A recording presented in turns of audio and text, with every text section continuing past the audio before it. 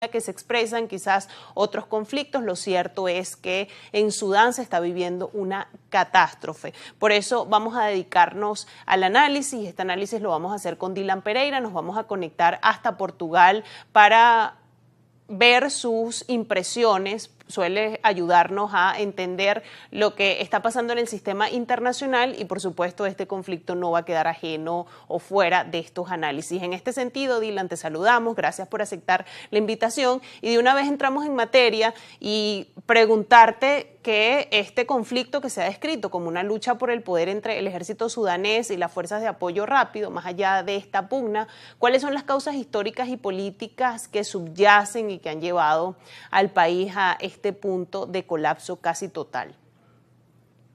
Muy buenas tardes, Nastasia, un placer saludarte a ti y a toda la audiencia de Ampliamente. En efecto, a día de hoy continúan las hostilidades en Sudán, en lo que muchos analistas han descrito como la tercera guerra civil del país, que en este caso, a diferencia de los otros enfrentamientos, pues debate y confronta a dos facciones militares que luchan por el poder. En este caso, el ejército sudanés, liderado por Al-Burhan, un militar que además estuvo también presente en la rebelión contra Omar al-Bashir, el dictador que cayó en 2019 tras la llamada Revolución del Pan, y por otro lado también las fuerzas de apoyo rápido, este grupo paramilitar que paradójicamente había iniciado o fundado como apoyo paramilitar para el aparato represor del régimen islamista de al-Bashir y que en 2019 se unieron al ejército sudanés para dar este golpe de Estado que en un momento abría una puerta de esperanza para la transición a una sociedad más democrática, más plural y de control civil de las instituciones políticas y del gobierno. Lo cierto es que a día de hoy continúan los enfrentamientos, pero no es un caso aislado, como bien has dicho. Sudán ha sido un país marcado por el conflicto incluso antes de su nacimiento como república. Ya la primera de Sudán comenzaba en 1955, un par de años antes que el Reino Unido le otorgase a Sudán su ansiada independencia. Y además de esta primera, casi 2 décadas, tuvo un componente catastrófico, no solamente en el imaginario, sino directamente en la muerte de miles de ciudadanos y en particular en las hostilidades que se dieron entre las periferias que reivindicaban o pedían una mayor reivindicación de autonomía hacia el poder central en Jartum. En ese momento, lo que en un principio podía haberse resuelto con el acuerdo de Addis Abeba, firmado en Etiopía con la mediación de los países africanos, lo cierto es que desembocó en una mucho más amplia, mucho más cruenta, en este caso particular, no solamente a nivel interno dentro del norte del país, sino particularmente entre la mayoría musulmana del norte contra las minorías cristianas que residen en el sur. Y solamente la resolución de estas muchos años después, hasta el año 2011, cuando nace Sudán del Sur, el país más joven del mundo, como una reivindicación a la protección de las minorías cristianas que allí habitaban. Y hoy lo cierto es que, a diferencia de las otras dos, estamos en un enfrentamiento de poderes internos, de facciones militares por tener el control de Sudán, sobre todo de las riquezas. Es un país ampliamente rico. Antes la división de Sudán del Norte con Sudán del Sur, no solamente eran las grandes minerías y los grandes yacimientos de oro y uranio que siguen presentes en la República de Sudán, sino también el ámbito petrolero. Y esto ha despertado no solamente el apetito de las diversas facciones militares internas, sino también de elementos de la comunidad internacional que directa o indirectamente apoyan a diversas facciones que se enfrentan en el terreno, y Sudán hoy se ha convertido lamentablemente en un escenario más del tablero de enfrentamiento geopolítico. Fíjate, Dylan, desde que comenzó este enfrentamiento entre las dos facciones militares en el 2023, la población civil ha tenido que vivir una situación al límite. Hay denuncias de que está muy próxima una hambruna, la situación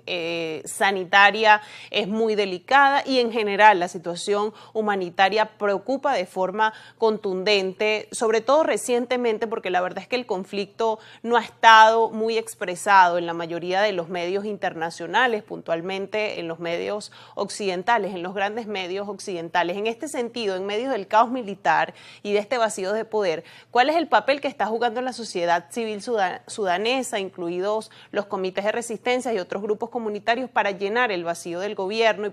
proporcionar asistencia esencial y mantener la esperanza de que se pueda lograr una transición democrática para que la población sudanesa pueda vivir de una forma digna en medio de toda esta situación.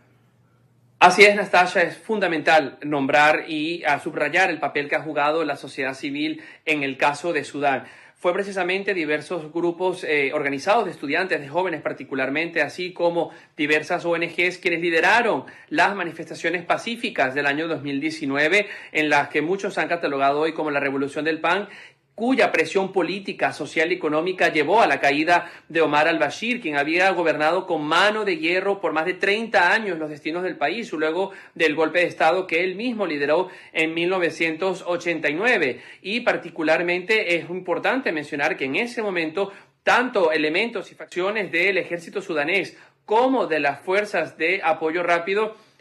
trabajaron conjuntamente para la transición democrática y de hecho se firmó un acuerdo marco, un pacto que preveía, por un lado, la integración paulatina de las fuerzas de apoyo rápido en el ejército sudanés. Recordemos que estas fuerzas paramilitares fueron fundadas por el propio al-Bashir en su intento no solamente de enmascarar los crímenes de genocidio que perpetuó y que lideró junto con otros elementos de alto perfil de su gobierno en Darfur, sino también como mecanismo de represión interna a la oposición democrática. Y este plan contemplaba, por un lado, esta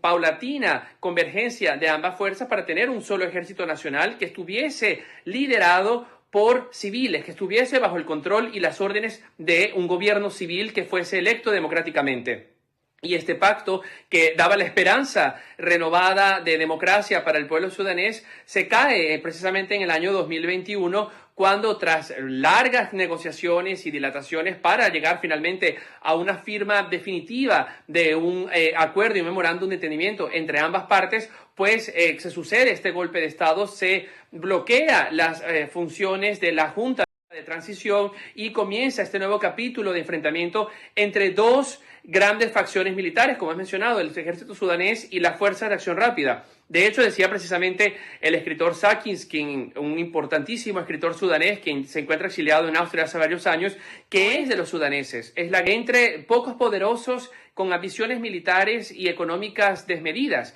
Y es precisamente lo que está sucediendo. Y esta situación ha tenido como una consecuencia absolutamente lamentable la mayor crisis humanitaria de nuestro siglo. Tenemos que decir esto. Ha sido olvidado por la prensa internacional, pero en Sudán más de 12 millones de personas se han visto forzadas a abandonar sus hogares. Más de 2 millones de ellas han tenido que emigrar del país a países vecinos como el Chad, como la República Centroafricana.